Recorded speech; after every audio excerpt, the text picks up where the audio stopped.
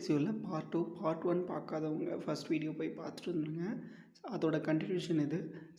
அடுத்த விஷயம் என்ன அப்படின்னு பார்த்தீங்கன்னா, உங்களுடைய ப்ராப்பர் சிடிஏ ஒரு பேஜ்லேயும் ஒரு சர்வீஸ் பேஜ்லேயும் ப்ராப்பரான சிடிஏ வைங்க.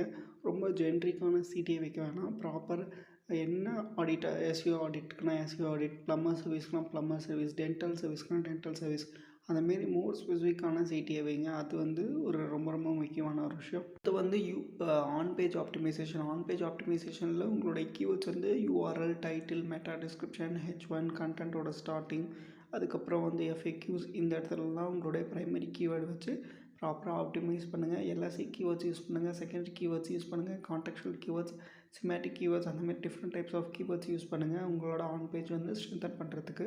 லோக்கல் இமேஜஸ் யூஸ் பண்ணுங்கள். இமேஜஸ் யூஸ் பண்ணும்போது இமேஜ் கால் டெக்ஸ்ட், இமேஜோட சோர்ஸ் நேம் அதெல்லாமே கீவேர்ட் ரிச்சாக வந்து ஆப்டிமைஸ் பண்ணுங்கள். அதுவுமே ரேங்க் ஆகிறதுக்கான ஒரு நல்ல ஒரு இம்ப்ரூவ்மெண்ட்டாக இருக்கும்.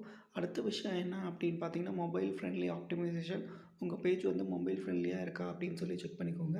அடுத்த விஷயம் ஸ்கீமா மார்க்கப் லாங்குவேஜ். ஸ்கீமா மார்க்கப்பில் என்ன வரும்னா, லோக்கல் பிஸ்னஸ் ஸ்கீமாஸ் அதை ஆட் பண்ணுங்கள். பிளாக் வச்சுருந்தீங்க, பிளாக் ஸ்கீமா ஆட் பண்ணுங்கள். ஆர்டிக்கல் ஸ்கீமா, அதுக்கப்புறம் வந்து ஆர்கனைசேஷன் ஸ்கீமா, ஈவெண்ட் ஸ்கீமா, ஏதாவது ஈவெண்ட் நடத்துகிறீங்கன்னா ஈவெண்ட் ஸ்கீமா அதெல்லாம் ஆட் பண்ணுங்கள். அதேமாரி எஃப்ஏக்யூ ஸ்கீமாஸ் எல்லாம் ஆட் பண்ணுங்கள். ஒரு பேஜுக்கும் எஃப்ஏக்யூ செக்ஷன்ஸ் வந்து தனியாக வைங்க. லைக் பீப்புள்ஸ் என்னென்ன கொஷின்ஸ்லாம் கேட்குறாங்கன்னு சொல்லிட்டு சேல்ஸ் டீம்கிட்ட கேட்டுட்டு அதுக்கு தகுந்த மாதிரியான எஃப்ஏக்யூ கொஷின்ஸ் வந்து நீங்கள் ஆட் பண்ணி நீங்கள் வந்து லோக்கல் எஸ்இஓ வந்து இம்ப்ரூவைஸ் பண்ணலாம். அதன் மூலமாக கால்ஸ் நிறையா வரும். உங்கள் பிஸ்னஸ்க்கும் எஸ்இஓ பண்ணி தரணும் அப்படின்னு ஆசைப்பட்டீங்கன்னா என்னை காண்டாக்ட் பண்ணுங்கள், நான் உங்களுக்கு பண்ணித்தரேன்.